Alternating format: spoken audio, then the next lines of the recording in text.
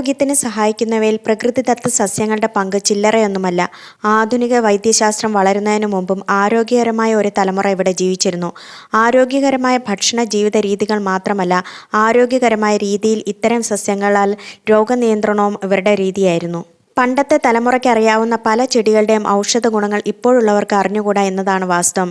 ഇതുകൊണ്ടാണ് ഒരു പരിധിവരെ ഇവയെ നാം അവഗണിക്കുന്നത്. വേലിയിറമ്പിലും തൊടിയിലുമെല്ലാം ആരാലും ശ്രദ്ധിക്കപ്പെടാതെ വെറും കാട്ടുചെടികളായി നാം നിസ്സാരവൽക്കരിക്കുന്ന പല ചെടികളും ഇത്തരത്തിൽ ഗുണങ്ങൾ ഏറെയുള്ളവയാണ്.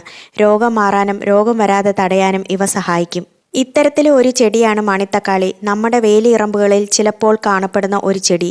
ചെറിയ തക്കാളിയോട് സാമ്യമുള്ള, പഴുത്താൽ ചുവപ്പും കറുപ്പും നിറത്തിലെ കായ്ഫലം കാണുന്ന ഈ സസ്യം വഴുതനങ്ങ വിഭാഗത്തിൽപ്പെട്ടതാണ്. ചില സ്ഥലത്ത് ഇതിനെ കരിന്തക്കാളി എന്നും മുളക് തക്കാളി എന്നും മണത്തക്കാളി എന്നുമെല്ലാം വിളിക്കുന്നുണ്ട്.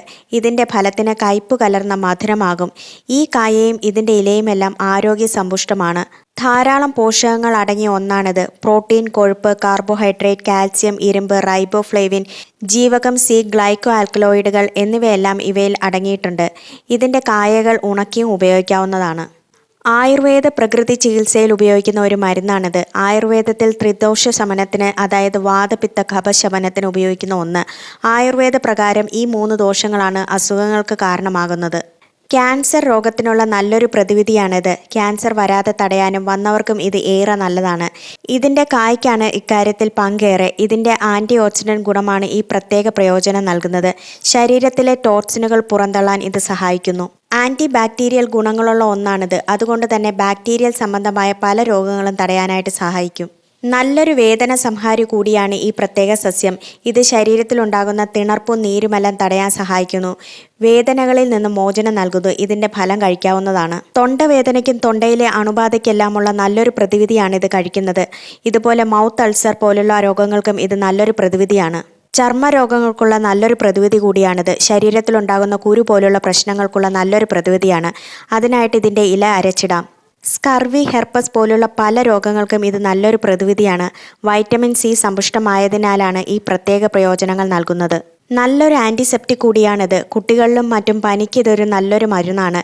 ഇതിൻ്റെ ഇലയിട്ട് തിളപ്പിച്ച് വെള്ളം കുടിക്കാം. ഇതിൻ്റെ ഫലം മറ്റു പച്ചക്കറികൾക്കൊപ്പം വേവിച്ച് കഴിക്കാവുന്നതാണ്. ദഹന പ്രശ്നങ്ങൾക്ക് ഇത് ഏറെ നല്ലതാണ്. അൾസർ പോലുള്ള രോഗങ്ങൾക്ക് നല്ലൊരു പരിഹാരമാണ് മണിത്തക്കാളി. ഇതിൻ്റെ ഫലം കഴിക്കുകയോ ഇല വേവിച്ച് കഴിക്കുകയോ ചെയ്യാം. കരൾ, ഹൃദയാരോഗ്യത്തിന് ഉത്തമമാണ് മണിത്തക്കാളി. ഇത് മഞ്ഞപ്പിത്തം പോലുള്ള രോഗങ്ങൾക്കുള്ള നല്ലൊരു മരുന്നാണ്. ഇവയിൽ നിന്നുള്ള നീരെടുത്ത് കഴിക്കാം. ഇതെല്ലാം ഗുണം നൽകും. ചർമ്മ രോഗങ്ങൾക്ക് മാത്രമല്ല, സൗന്ദര്യത്തിനും ഇത് നല്ലതാണ്. ഇതിൻ്റെ കായയിലെ ചെറിയ അരികൾ മുഖത്തെ പാടുകൾക്കും കുത്തുകൾക്കും മീതെ ഉരസാം. അതായത് പഴുത്ത പഴം മുഖത്ത് മസാജിനായിട്ട് ഉപയോഗിക്കാം. മുഖത്തെ പാടുകൾക്കുള്ള പരിഹാരമാണിത്. ശരീരത്തിലെ ടോക്സിനുകൾ പുറന്തള്ളുന്നതും ചർമ്മാരോഗ്യത്തെ സഹായിക്കുന്നു. ഇത്രയുമാണ് മണിത്തക്കാളിയുടെ ഗുണങ്ങൾ. വീഡിയോ ഇഷ്ടമായെങ്കിൽ ലൈക്കും ഷെയറും ചെയ്യുന്നതിനോടൊപ്പം ചാനൽ സബ്സ്ക്രൈബ് ചെയ്യാനും മറക്കരുത്. ബെൽ ബട്ടൺ കൂടി എനേബിൾ ചെയ്തോളൂ. മറ്റൊരു നല്ലൊരു വീഡിയോയുമായി മറ്റൊരു അവസരത്തിൽ വീണ്ടും കാണാം. താങ്ക്